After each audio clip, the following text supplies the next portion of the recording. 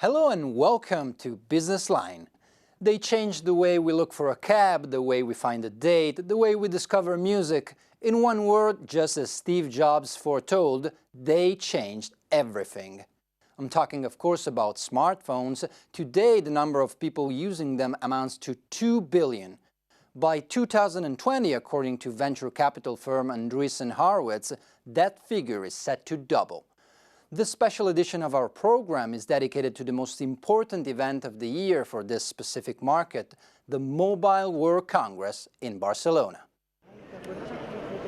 The fierce battle for slices of the lucrative telecoms market is on show in Barcelona at the Mobile World Congress. More than 1,800 exhibitors are presenting their products to tens of thousands of visitors. Our correspondent says with over 1 billion smartphones sold in the past year, the business is huge. Historical manufacturers of smartphones are trying to counter the assault of the Chinese, who are becoming increasingly aggressive in the market. Apple has shunned the Congress, favouring its own trade events. Among the highlights so far, Samsung has launched its new Galaxy smartphones and Microsoft unveiled new Lumia phones. The spokesman says in the European market and in other countries we currently have over 10% of the market share. The Lumia 640 and 640 XL, with slightly larger screens, respond to the market demand, and we hope to continue to increase our market share. There's also huge interest in the likes of new smart watches and mobile phone payment technology, all to satisfy the growing thirst for better and more useful functions. As always, Apple gave it the cold shoulder and even tried to divert attention by announcing the launch event of its Apple Watch for next week. So, under the spotlight ended up eternal rival Samsung, which in the past became market leader by flooding shelves with a wide range of devices. Unfortunately, the rapid pace of growth is long gone. Today, the Korean company is under siege. On the high end, Apple is eroding its leadership, while the medium range is being challenged by low-cost alternatives. Look at this data from IDC. In the last quarter, Apple and Samsung shipped almost the same number of smartphones.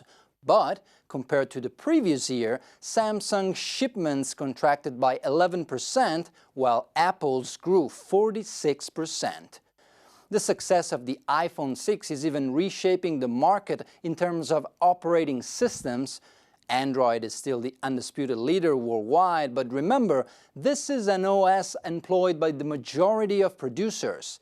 iOS, which runs only on Apple's devices, won first place in the sales race last quarter in countries such as the US, Japan, and Australia.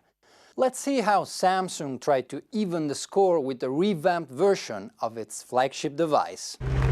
Samsung has unveiled its latest weapon in the intensive battle of the smartphones. The South Korean company is pinning its hopes on the light and slim Galaxy 6 and its curvier brother. These are the most advanced powerful smartphones in the world. The Mobile World Congress in Barcelona is the perfect occasion for smartphone producers to announce their latest products, says our correspondent. The trade show is a gathering of anyone who's anyone in the mobile market, and their approval is seen as essential for a successful launch. In 2014, Samsung lost some of its market share. Do you think this new device, the Galaxy S6, can somehow put the company back on track? The final verdict will come from customers, but I think today we unveiled the most innovative and beautiful product on the market. So, of course, in our opinion, everything points to a strengthening of our market position. The markets do seem to think so. The shares were up almost 5% after an initial warm reception for the S6. Some tech publications have described it as Samsung's best-looking phone so far, although taking market share away from leader Apple may take more than that. The general trend here is that you're not seeing massive leaps in change for both phones. Samsung did a lot to tweak the design, added some metal, but overall the phone's design looks very similar, but nothing huge or monumental when it comes to big upgrades from year to year. The Galaxy S6 is one of the most crucial product launches in the company's history. The phone goes on sale in April in 20 countries, and the markets, as well as Apple, will be watching carefully.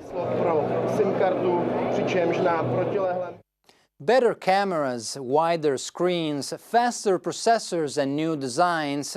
Asian challengers all came to Barcelona to launch a range of high-profile devices. Not to mention the fact that the mobile world isn't limited to smartphones anymore. By now, markets in advanced economies are almost saturated, which means it's time to offer something new. We have seen the future and it will be worn on your wrist. That's a view from the Mobile World Congress in Barcelona, where Chinese telecom giant Huawei launched its first smartwatch, which works with Android phones. It joins a crowded market just weeks before the highly anticipated unveiling of the Apple Watch. Analysts predict sales of wearables will jump 158% this year, while by 2018, 350 million will be worn worldwide. Smartphones have completely changed people's lives in recent years, and wearable devices, I think, are sure to change their life further in the next decade, when people get accustomed to the use of wearable devices. Many smartwatches are installed with modern kernels, which make them capable of not only answering phone calls, receiving texts and emails, but also monitoring the wearer's heartbeat. Some, no longer accessories to smartphones, can serve as remote control systems too. Joining me from Barcelona via Skype is Carolina Milanese, Chief of Research at Cantor World Panel Comtech. Carolina, Samsung recreated its flagship device from scratch. Will that be enough to get back at Apple? I think that in the short term, Samsung will be able to accelerate the replacement cycle of consumers that own an older version of the device. So people that have a GS4, a GS3, and I think because of the design being so radically different, even people that own a GS5 will be inclined to get the new devices.